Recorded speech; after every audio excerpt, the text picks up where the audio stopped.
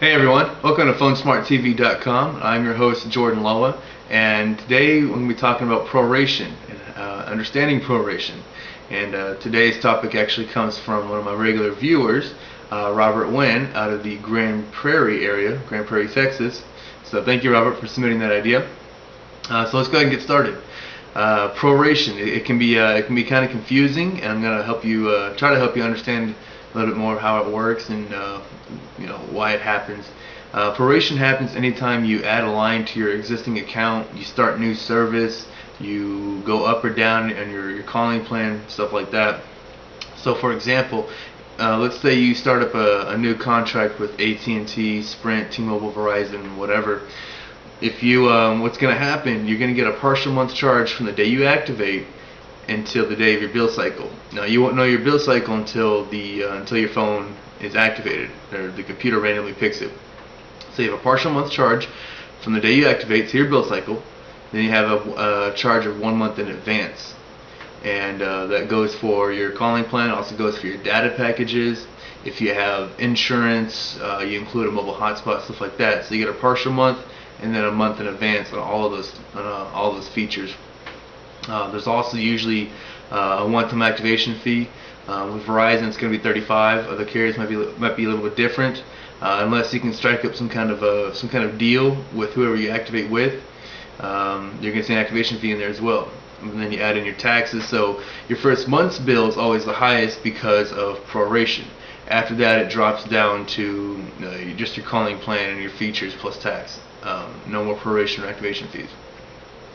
Proration also happens whenever you change your calling plan in the middle of your bill cycle date. It's always highly recommended to change any kind of features, especially your calling plan, on your bill cycle date. That way, again, it reduces proration.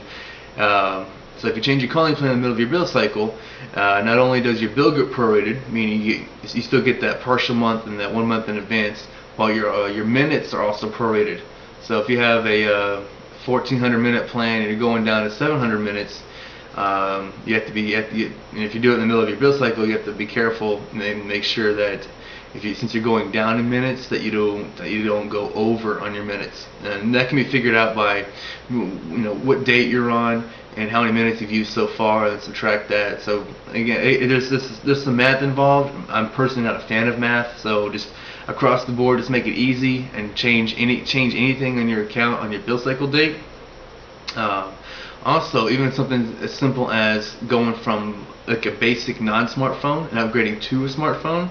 Depending on your carrier, actually pretty much all of them, all the carriers are going to require a data package for that smartphone. So if you go from a basic phone to a smartphone, data package, let's just say it's $30. You'll see a partial month of that $30 from the day you activate to your bill cycle, and then you'll see a month in advance. So only on that line that you upgrade with the smartphone will you see those prorated amount. Again, it's always best to do it. Make any kind of changes on your bill cycle date. It's not just one carrier; all of them are going to do it. Even your rent is prorated.